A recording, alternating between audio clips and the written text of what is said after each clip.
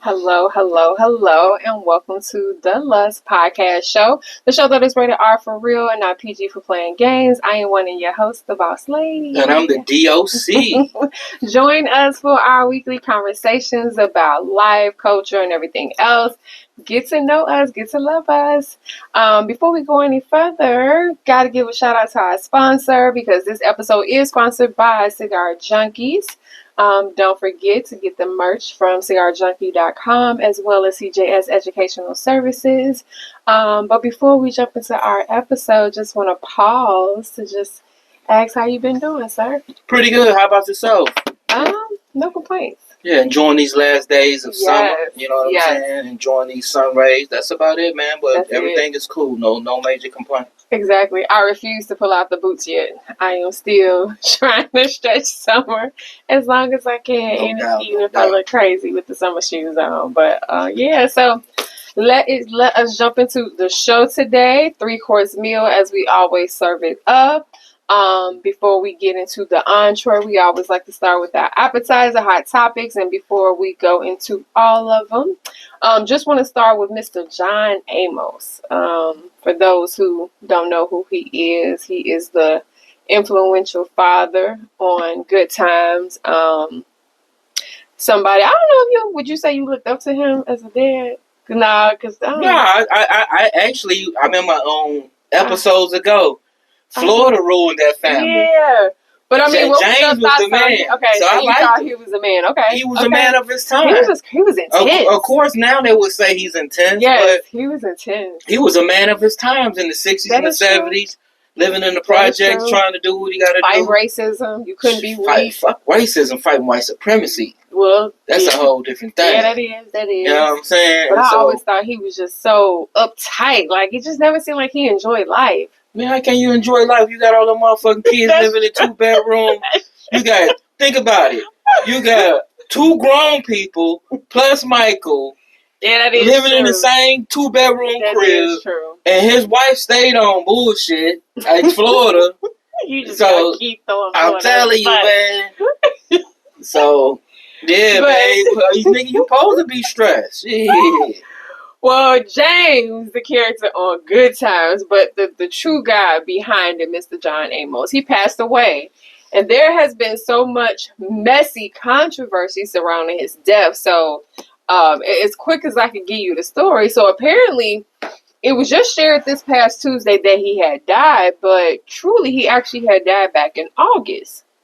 And so it's been a lot of mess about the son who was actually taking care of him and his daughter saying that the son did something fishy and all this, and going back and forth saying that he got him cremated. They don't know the death certificate, cause of death. But then I actually read yesterday or the day before that now they're saying that John Amos supposedly asked for his death to be delayed, announced, because he knew that his daughter was going to make a circus around his death. So what are your thoughts on all this? Because this is kind of sad that these I just think that it's sad that whatever problems that they have, that you not only do you find out via social media that your father passed away, but then you find out down there 45 days later. Yeah, that's kind of messed up. So it's just all fucked up. I don't even know how that, but I guess it's possible if you're not maintaining regular contact with people. But and she's not on social media, because I don't know if it was reported or not. I have no. But you said you knew back in August he had that. So apparently it was on social media. Like I had seen something, and then when I went to Google, like just to go, like I thought I seen he passed. And he's a celebrity, so I'm sure people, pay attention to that. So it's just real fucked up from top to bottom. But I'm sure it's got something to do with money. Because I'm sure he's got an estate. I'm sure he still was getting paid residuals off of Good Times.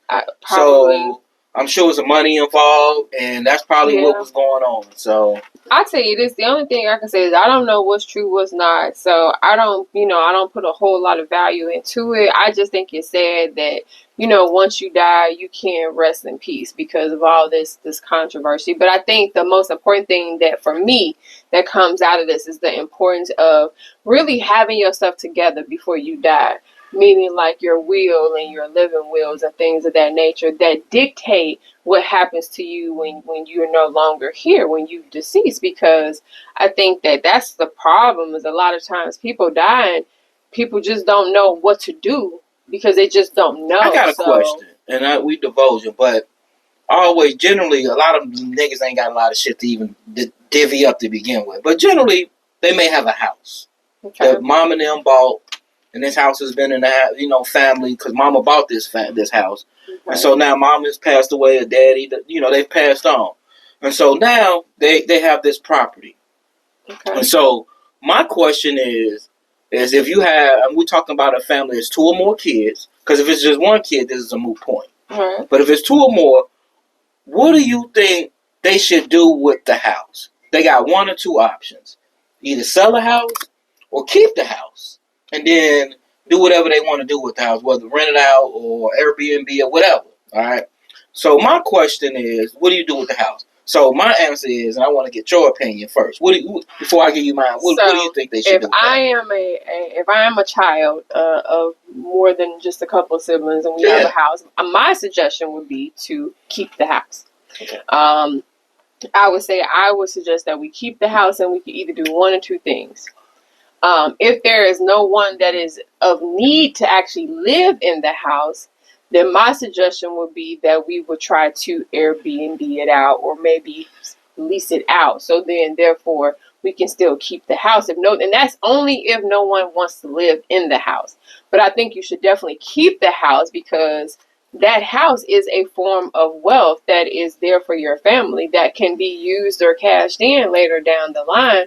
Plus, it's just the memories and things that's in the house that I think are priceless. So I think this where black people get it wrong at.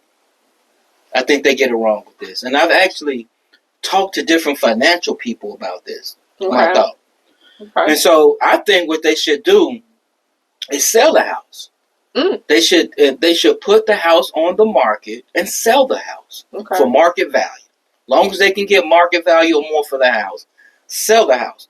Because this is the thing. You gonna let a motherfucker move in, and generally the person moving in ain't standing on shit to begin with. So they not gonna be able to take care of the motherfucking house. The house is gonna get back taxes. The house is not gonna be kept the way that mama and daddy, whoever lived in it before then. Okay. So you giving it to a degenerate who's not gonna keep it up. So they plan is to what? Is to now live rent free. So now you have a crib that's depreciating in value because this person's living in it. That's one scenario. They're not upkeeping it. I'm just saying, because the person moving in generally ain't gonna have no money. Because if they had their own shit, they'd be living in their own shit. That's true. But all right, hold on. So you got that scenario, and then my thing is sell the house, and this person that needs a house, they can take the proceeds from the sale of the house that they get split how many ways it goes, and now they can do what they need to do. So if they need to go the down payment on, that's what I would do. It sounds and good, then now selling the house is more because then what happens is they keep up this house, the paperwork ain't right, the house depreciates in value, and then they end up making nothing out of the house. Now that is true in some cases, but in some cases people keep the upkeep of the house. Because if it was for me, in my situation with my grandmama, and of course there's gonna be people that disagree with me on this, but I would have sold the house. I think the house should have got sold and split evenly amongst all of the living kids and been done with it. Well, hey, to each his own. But so that's what I would advise Jalil and them to do. If they can't find a way, if my kids can't find a way to make money off of the house, because they're probably going to be living wherever they need, so they're not going to stop and then come and move here just because the house is here now. So I would advise them to either sell the house, split the proceeds evenly, or find a way to make income off of it, whether it be Airbnb it, temporary rentals, or renting it out to somebody. That's or Section 8. No, you said initially keep the house. I said keep the house. Yeah. And then, or put into the Airbnb. My thing is to say sell it. No, my thing is to sell it. Well, I tell you and I know my house is selling. Some people don't some people don't understand real estate. Some people you don't need to understand. Most people don't. I'm not saying that, but what I'm saying is sometimes selling a house can create more havoc than you think. No, it can't. You a motherfucking get a motherfucking company. How about you put in the comments, what would you do if you was in that situation? Would you sell your family house or would you keep the family house? I'm really curious to know what most people would do in that situation. So, yeah. Okay. Well, John Amos, rest in peace. Yes, no doubt. Rest in peace. And I hope things get figured out with that. On to our next and our last hot topic. So, and this is funny because the D.O.C don't really keep up with what he calls celebrity relationships because for him, he doesn't even see the fascination of people. Yeah, I don't understand. So I'm gonna pause for a second because most people keep up with. I'm not gonna say most people, but a lot of people keep up with celebrity relationships. So when you hear things about certain celebrity couples, most people know the story behind it. So this week, we were watching a show and the conversation about Cardi B and Offset came up. And this dude right here had no clue what was going on. So I had to kind of fill him in about what was going on. You know, I guess they're, broken up, beefing again, whatever. Suppose it may have came out that she may have had sex with Takeoff or may not have had sex when she was pregnant. She definitely admitted to having sex while she was pregnant. Yeah. A lot of stuff came out and it was kind of messy. And so everybody now is taking sides on this. So, D.O.C, what do you think is this fascination with celebrity relationships, specifically with this one, with this beef between Cardi B and Offset? I want to get your point of view first before I say what I think. All right. Well, me personally, and I've said this from the very first show, I really don't care about people's relationships, whether they be people I know, whether it be celebrities. So that's my disclaimer. But I never really understood people just fascination with celebrities' relationship, like J-Lo and Ben Affleck, Offset and Cardi B, Jay-Z and Beyonce. And it's people that they root for them and they root against them. A lot of people root against them. And in this situation, with the Cardi B and Offset, it's just amazing that you have these two mega celebrities, and Cardi B obviously a bigger celebrity than Offset, but they're essentially living their relationship virtually on social media. Yeah. And the things that they're going through is no different than any other couple, except for they have a lot of money. And a lot of followers. Yeah, but they put this on social media. And then with the social media stuff comes other stuff with it. And so now that you've put it out there, so now you got to go on with it. So if you say you're not going to do this, now you got to go on and do this. So it's just crazy that you got this added pressure of social media. And so that's the reason why me personally, understood why couples in general, whether you're a celebrity couple or just a regular Joe like you and I, why would you put some of the intimate details, especially the negative stuff, on your social media thing? I just don't think that's for public consumption.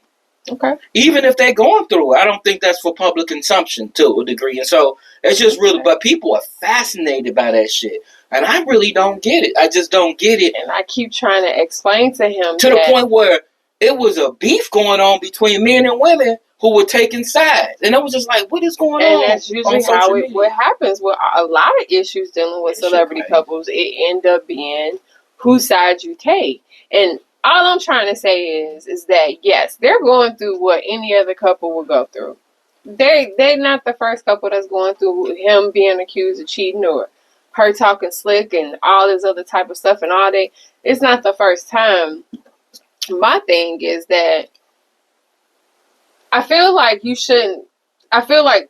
so much of it shouldn't be out here in the public, because when you decide to stay with that person, which they keep going back to each other. They go through this every now and then. Like they got 3 kids together, and I think this is like the 3rd or 4th time that they didn't had a war, a battle between their relationship, and it's publicized on social media.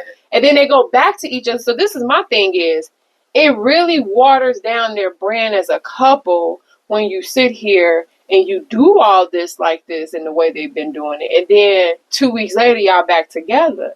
So it's like, I don't take you serious. So as a fan, I don't take you serious anymore. as a couple. So to me, I think it's more damaging than anything to be out here doing all this. I really do. So I got a question. Out of all this, I got that I got out of all the Facebook stuff that was funny to me, and I want to ask your opinion from a woman's perspective.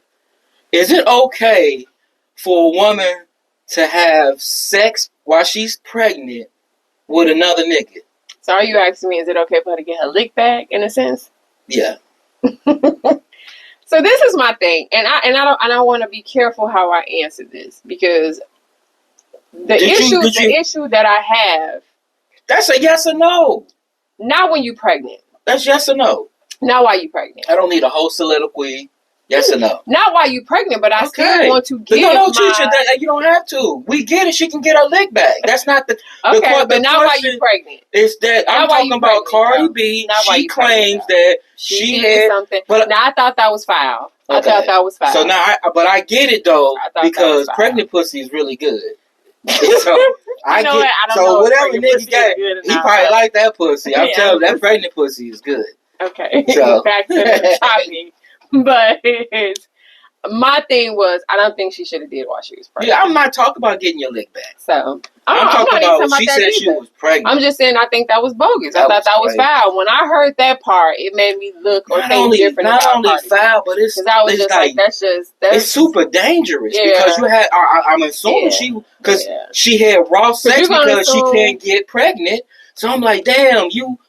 My thing is, you letting this nigga is skeeting you. Yeah. And you pregnant with you don't know if that shit's gonna make. You don't know what it's gonna do. I wouldn't have did it while I was pregnant. That's crazy. I think I could have waited till I had my baby. That shit is wild. Before I did something like that. But hey, Cardi B, do your thing, baby girl, because your topic. That's a whole different type of fetish and kink. Yeah, that is men who. But it's a lot of men out here who will deal with pregnant women. I know a nigga. We're not going. We ain't even about to go there. So pause. We ain't about to go there. But we all know the story. Those who know the story. We are not about to tell it on this show. So anyway, there is a fetish though. Yeah. But anyway, I think that's just kind of crazy. And yeah, if that's true, Cardi, come on, baby girl, you can do better than that. But hey, I hope they work it out and move on. So. To our entree we go. Entree, and it's a nice size entree. And so today's episode, as we've been saying, is that each episode we are going to drop a chapter from our, book of game. And this is chapter 2. And this is intimacy and about sex, because intimacy and sex is a must. So last week was loyalty. This week is intimacy. And one of the reasons, and it's really not in order of importance, but I felt like we had to jump into this because on the show last week, the D.O.C, when we talked about loyalty and trust in beginning stages, he brought up, having sex and what that kind of means. So I feel like we got to kind of pause and talk about that, because we believe in having rated R conversations about the importance of having intimacy and sex and having a sexual relationship in our relationship, because for me, I think it is vital. I think it's part of the maintenance. I think it's part of the survival mechanism that is required in not just a marriage, because I want to pause and say I'm not just talking about having sex while you're married. I'm talking about just within any relationship at all. So, yeah. What you think about that, intimacy and sex? Do you think it's really important in the beginning? How important in the beginning do you think it is? Well, I mean, people have to be honest. I think it is important. It's not the most important thing. Of course, the connection that you make with that person before, to choose that you even want to engage with that person. So, Of course, you have to make that connection. But it's very important because initially, what draws you to that person is got to be some sort of physical attraction. That's true. So you have to be physically attracted to the person, whatever your attraction is, to want to engage that person. Then once you engage that person, you'll catch a vibe with them, and y'all may connect on certain different things. When you first met me. Let me finish this question, then we can get to that. And so. The sex thing is very, very important because, of course, like I said, you have that attraction, and then so you engage in it, and then you may make a connection sexually. So, because that's the worst thing is connect with a person vibing with them and all that. You like them, you physically, but then they sex ain't what you thought it was gonna be for whatever reason. So that hinders you. It could be, but because you have this other attraction to them, now you may choose to, put that may not be as high. Okay. You know what I'm saying? So we'll come back to that. And so initially, the sex part is very important. And then you move to being more intimate. And what I mean by that is you're starting to learn the person's likes and dislikes in the bedroom. So the course of this is very important to understand what they like or don't like. A lot of people don't have conversations. They just fuck. Yeah, they do. So they don't know that this person may like this certain thing. They may like this certain thing that you think they don't like. That's true. So you need to have those conversations so now you can get to the intimacy part, and then that's when you get to love making. So it starts with sex and lust, and then it moves to a more intimate thing. And so that's when you really start making that connection with that person. It's not just a physical thing. Now it's a psychological and emotional connection as well. So, yeah. But initially, what was the question again? No, because you said in the beginning it's something physically or something that attracts you to a person or whatever it is. It's some type of thing that attracts you to a person. So I was just saying, so what was the attraction that when you first met me? What was that attraction? Well, it was the fact that, of course, there was a physical attraction. You were very nice looking, attractive, beautiful. But it was the attitude, the way you carried yourself. Because, of course, it wasn't like I casually met you. I had known you and seen you around. And so, of course, you watch a person, you see that. So, yeah. And then I said, okay, let me shoot my shot. Yeah, she did. On the real, she turned me down. Well, I never really, when I say turned me down, I never formally asked her out, to come out on a date. I would actually stop through the crib because we would have these barbecues and get-togethers all the time. These sets, we call them sets. And I say, just come through. You know what I'm saying? No. And she would never come through because I used to grill. We used to, my whole apartment complex, it was the spot. And so she wouldn't come through. Yeah, she never really came through. It was a minute. I didn't know what he was on. Honestly, I really didn't know what he was on. I'm just being honest. But I didn't really know. So what about you? I think sex is important in the beginning because I do think that if you're not able to make the physical connection with a person, then how are you gonna be able to do anything else with them down the line? I think that's just really, really important. And then I'm gonna be honest with you. If I knew now, or whatever the saying is, if I knew then what I know now, I would approach things totally different because it's like, who want to do all this talking to a person, weeks and months of talking to a person, and then you end up, like you say, you end up doing it with them for the first time, and you just like, man, I just wasted 2 months, 3 months, and I could have knocked this out earlier, and we would have wasted all this time. So, looking now, being older, yeah, it is important, and I think you should approach it differently. I ain't saying you go fucking everybody you talk to, but I do think if you have an interest in that person and you're thinking about maybe approaching something long term, I think you need to kind of dive into that to see if it is what it's going to be, so you don't waste your time. So I do think it's kind of important. Yeah, and I think, like I said, communication is key. I think it's very important that people have those conversations at the very beginning. Now, let me ask you this. We're talking about having conversations about sex and intimacy and all that. How do you communicate issues? Because, and what I mean by issues is, you may have some issues with the way that the person is trying to be intimate or the way that the person may be trying to have sex with you. How do you have those conversations in the beginning and even fast forward to when you with a person 20, 30 years? How do you communicate issues with intimacy and sex with your partner? Well, I think at some point, if you're talking to this person, you have to get to a level, and that goes back to my chapter 1 conversation about trust. So you have to get to a level where you can trust that I can talk to this person and they won't go off the rails, especially if it's something that's important to me and they won't be dismissive of it. And so it's the same thing, with guys. You could, and guys are, not as communicative as women are, because women will let you know. And they'll let you know during the act of sex. Nah, nigga, I'm not. Don't pull my hair. Don't put your thumb there. Don't do this. Watch don't that do finger. That. They'll tell you that. Don't do this. Don't do that. Slow down. But I think guys should be more because it may be a certain way you like your dick sucked. So you need to tell her because the way that she doing it may not be what you like. You know what I'm saying? Same thing with when you eating pussy. The way you ate this girl pussy, you can't eat her pussy like that. You may be going too fast. That is true. And you know what I'm saying? And so that technique you got may not work for her. Some techniques are universal, but it's not a cookie cutter. No technique is universal. So it's all one size. It's not a one size fit all. Because again, it don't even stroking shit. The way you fucked her ain't gonna be the same way you fucked me. I may like. And then this is the other thing too about being in a relationship is that different.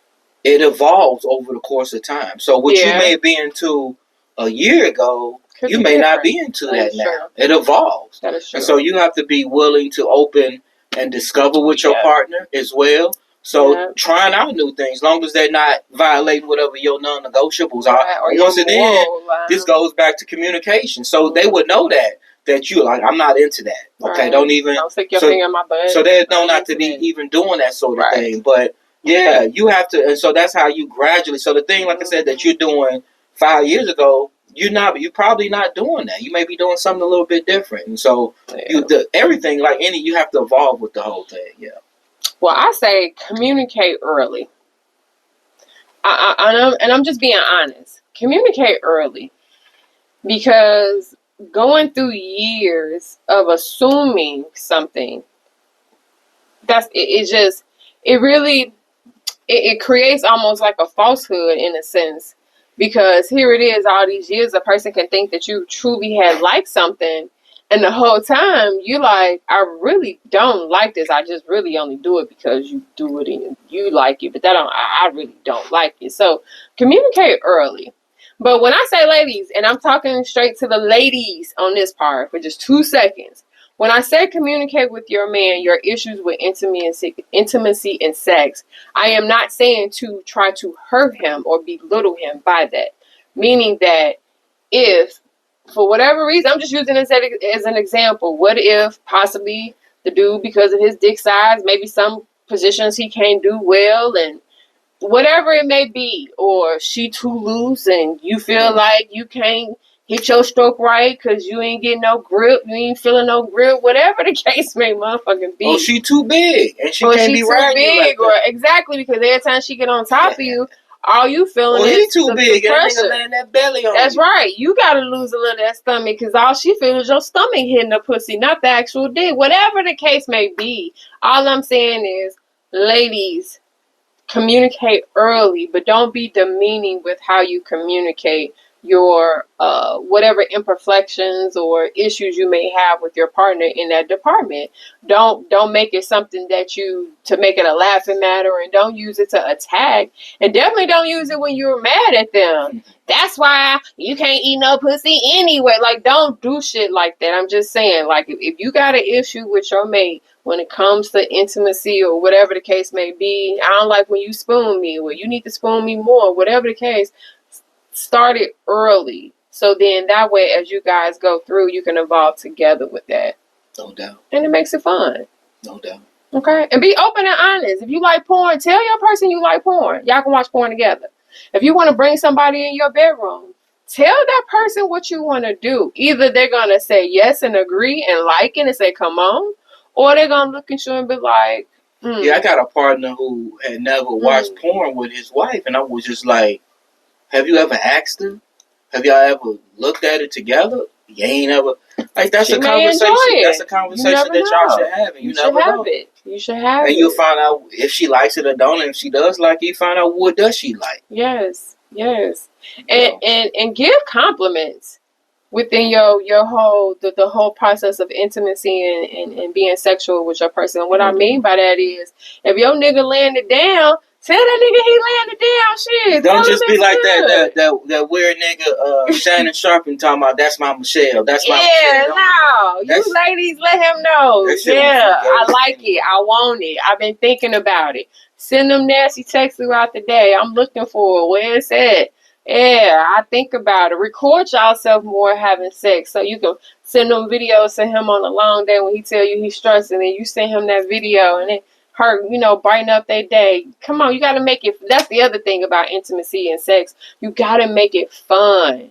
You can't do the same routine. Like, we don't schedule sex. Like, who the fuck schedules sex? I know niggas that do that. I know people that do that, but who do that? Like, it's supposed to be spontaneous. I see you, damn, you looking good, you smelling good, shit, whatever. Look, come on, let's hurry up. Come on, let's go. That's how it's supposed to be. All right, so have fun with the intimacy sex. I thought you was ready now. I don't know what the fuck is he doing. I thought she was ready to go now. But like Dion Cole say, just rub on his dick all the time. But anyway, any last thoughts on intimacy or sex as being part of, something that you need? I got a question. I'm sure people ask this. How many times should you have sex per week? You answer.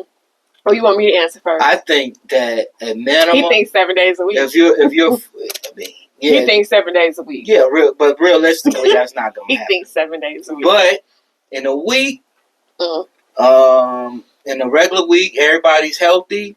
I say at least 3 to 4 times a week. Okay, I was gonna say 3 to 4. I thought you was gonna say 5 to 6. Cause I swear, no, you may not even be because of movement and what you got going on. Yeah, I agree. 3 to 4. I think 3. Yeah.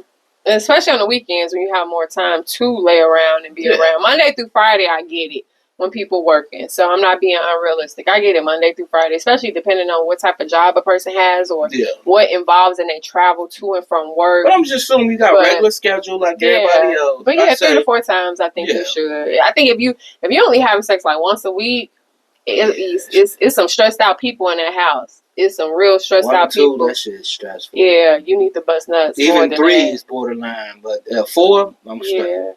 Yeah. That's every other day. But he really truly thinks it's 7 days a week, 7 times. 1, y'all tripping. 2, y'all tripping. You can tell. Sam may have a little side piece or something. You can tell. The feeling of motherfucker outsourcing that pussy or something. I don't know, man.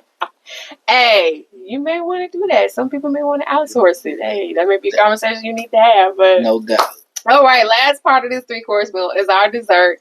Fair or foul, sex edition, fair or foul. So you know how it goes. You like it as fair, you don't like it as foul. So first thing, I noticed this trend in some of the groups that I am in of the women wearing poo shiesty masks during the sexual activity. Is that a fair or foul for you? Would you want to see me in a ski mask? Oh, you could be in a ski mask, but I'm not wearing one. That's too much rapey. Rapist like to me. So no. So do you think it'd be sexy if I'm giving you hair with a shiesty mask? We're gonna have to see. I'll let y'all know next week how it went. Any ladies who do it, let me know what type of mask you get. All right. How about going on double dates? Fair or foul? Yeah, I think that's fair with regular couples. Like, there's none of that swapping, swinging. No, we're just talking about regular dates. And, I think it's fair, but it's weird because I know a lot of couples who think it's foul. And it's not couples. I'm not going to say couples. It's the man in the relationship. For whatever reason, the guys have a problem with going on double dates. I never understood that. Yeah. Because my thing is, we only be gone for an hour and a half, eat some fucking food. Split the bill 50-50. Split the bill and you keep on fucking moving. Yeah. So, but I get it. Some people, they don't even like to eat with the motherfucker they with, let alone with 3 other motherfuckers. But we have been in situations where we have either invited another couple or we've even been out with another couple and it have just seemed very, very awkward and weird. And that's because the dynamic between them is weird. Yeah, and so it kind of pours into the whole double date. But so, yeah. I think it's fair too. Honestly, I would love to have scheduled double dates. I'm not gonna lie, I'm sounding like a white person. I just think that is important. I would love if you're in a committed relationship, we married.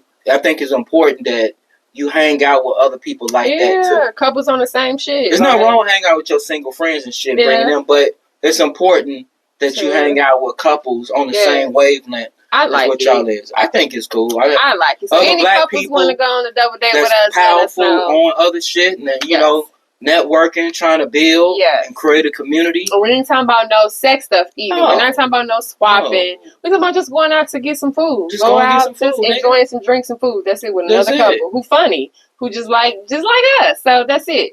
All right, sharing your My Chart information with somebody before y'all have sex. Fair or foul? So that goes back to our discussion earlier about engaging in sex. I think part of the communication, the first thing you should do when you getting ready to do it, and you know I told you, we're going to go to the clinic and get a full panel of tests done, share the results, and then go from there. Yes. So I think in this day and age, if a nigga don't, one man or woman, if they don't know what My Chart is, you shouldn't even. That's red flag number one. That means they don't take their health and body seriously. Yes. I can pull up my chart right now on my phone.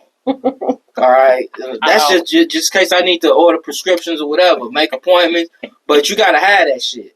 Then they let me know too if a nigga got insurance, the type of person I'm dealing with. So you can get a lot of different answers from that one question asking that nigga, do they got My Chart? So if they do, that means they got insurance. That means they got a pretty decent job. They got benefits. So you found out a lot. And then if they hesitant about sharing that shit, I'm just saying. Then y'all have a deeper dive conversation. That's between y'all. Yes. But yes, you need to share that. And that was something, well, of course, back then, you can just pull up your My Chart like that. But we did. We did. When we had that conversation, well, we was like, okay, no more condoms, whatever the case may be. We both went and got our blood work. And we showed each other those. Back then, you had the paper results. And you showed a nigga your paper results. And then, after that, y'all went raw. That's totally different now. Niggas just meet each other and just fuck each other in the bathroom, in the alley, wherever. It's not just about protecting yourself from sexual diseases, but family planning. Yeah. Like, you telling this girl telling you, like, we could do this, but I'm not trying to get pregnant. The dude, I'm not trying to get pregnant. Right. What we gonna do to keep that that's why I never understand how people be in these situations, and I'm going to a whole different route. But I'm just don't understand, like, y'all niggas never talked about what would happen if I'm fucking you raw, and if you get pregnant, this is what's gonna happen. Y'all, you telling me a nigga ain't hit that most base, but apparently not. A lot of people because that's how motherfuckers got all these baby daddies and baby mamas. Like, the shit is just maddening to me. But that's all. It's like you do it, and it's like like you didn't know, like nigga, you just sprayed a water. You just sprayed a waterfall inside of her, nigga. You did pull out. The pussy is good. You didn't pull out because your pull-out game is weak. And then the girl, you know goddamn well you ain't took no birth control pills. And you wonder how it happens. That's how it happened. I mean, even when we got pregnant, we couldn't say how this happened. We knew how it happened. So the minute you get pregnant, fam is dipping on you. The pussy, you don't want the pussy no more. So I guess you're going to do Cardi B and find another nigga come through and beat it up while you're pregnant. I don't know. The shit is wild to me. Maybe that's why they like Cardi B, because all of them living the Cardi B lifestyle. I don't know. Oh, the shit is wild to me. All right, last couple of ones, fair or foul. E-Nas, fair or foul. Eating ass. I guess it depends. It's got to be your partner. I don't see how niggas can't say they don't eat ass and it's fucking 2 centimeters from the coochie. Now let me ask you this: if you were a single man and you meet a chick, right? Y'all fucking and she stick her booty up in the air for you to eat it. Are you eating it on that first time? Hell no. Okay. I would actually be offended. No, you'll be offended. I'll be offended. I bet you think I eat ass. Bitch, I'll be offended, bitch. Lord have mercy. Okay. I'm not going to ask you to lick my gooch on the first date, bro. I ain't going to think you like, you know what I'm saying?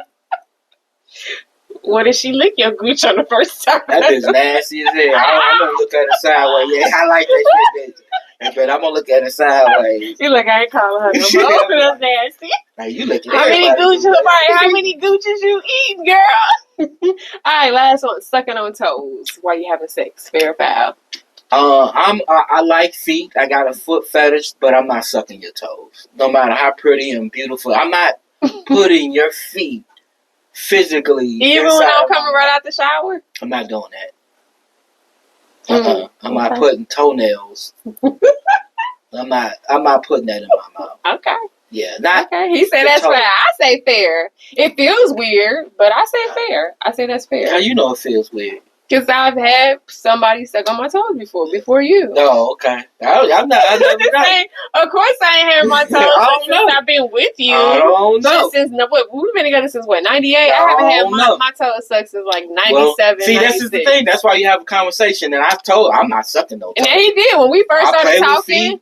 He did tell me he wasn't gonna suck my toes, and I never asked him to suck my toes. I knew that was another. But I'm not physically putting the toes in my mouth. Yes, he does touch. He does touch and rub the feet and all that and all that. But the toes. The minute I put those toes, like right here, yeah, he matrixing on that. Like, nah, we ain't doing all that. We ain't doing all that.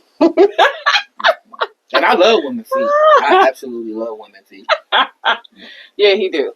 He do. He really do. Yes, I love feet.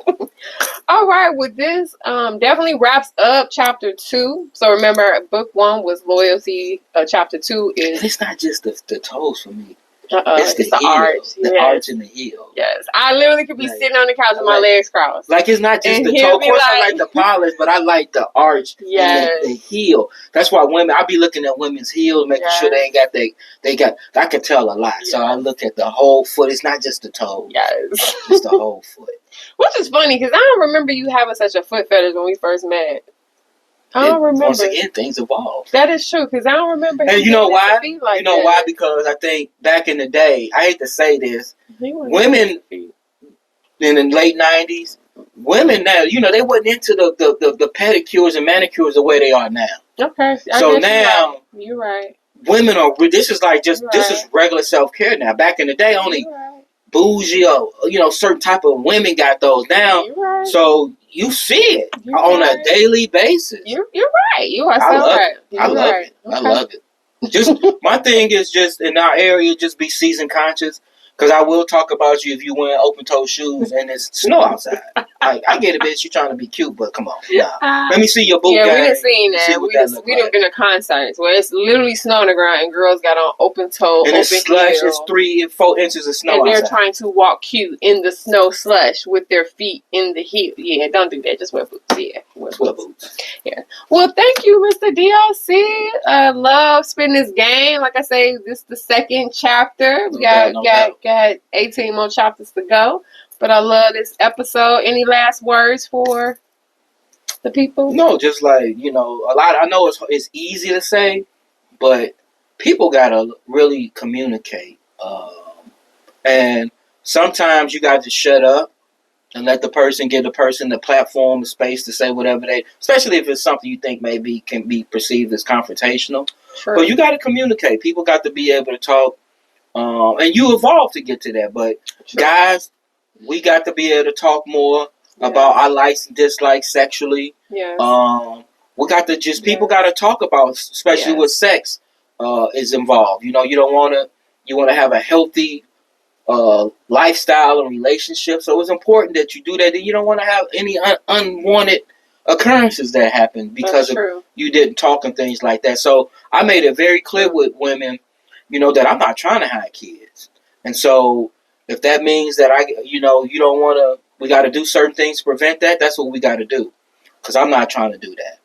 I'm not. True. And my biggest thing with the whole communication is very important. But again, and I'm not picking on women. I'm never sitting here picking on women, but when men do tell us these things, don't be so dismissive. One thing that I would say is that if every time your man tell you something that's not aligned to what you think is perfect, and you keep shutting it down or you keep saying that it doesn't exist, then how do you expect him to continue to feel that he can even do that? So if a man is willing to open up in some areas when it comes to that intimacy and those things like that, don't be so quick to be dismissive of his feelings and what he's telling you. Because obviously he's telling you for a reason. And it's not for you to just be dismissive. It's for you to listen and figure out what can be adjusted that can accommodate both of y'all. So y'all both get what you need out of it. Versus just saying, nigga boo, get out my face, whatever the case may be. Exactly. The whole thing is for everybody to enjoy. Don't be that way. The experience. And men be willing to hear what she's saying. I'm not just going to talk about the men, but men be willing to hear what she say and take the ego and pride out of it. Because she's not attacking your ego and pride. She's just telling you these are the things that make me happy. Because, nigga, you may not even know it, but you only got one killer position. You ain't really, I mean, you killing it, but you ain't switching it up. She wants you to switch it up. She wants you to switch it up. She wants you to switch it up. So, you know, niggas... And if she tell you to switch it up, don't get offended. Sometimes she may want to go to Pound Town. Right. Sometimes she want to get throat fucked. I'm just saying. So you always have to take it to the extreme of the spectrum. Lord, but you never know. You know what I'm saying? All right. On that note... I hope everybody enjoyed the show. We will be back next week with chapter 3.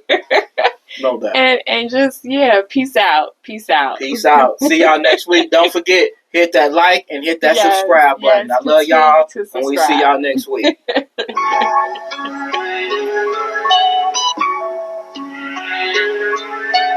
Yes, I got some new artwork and some more tattoos coming in. Yes.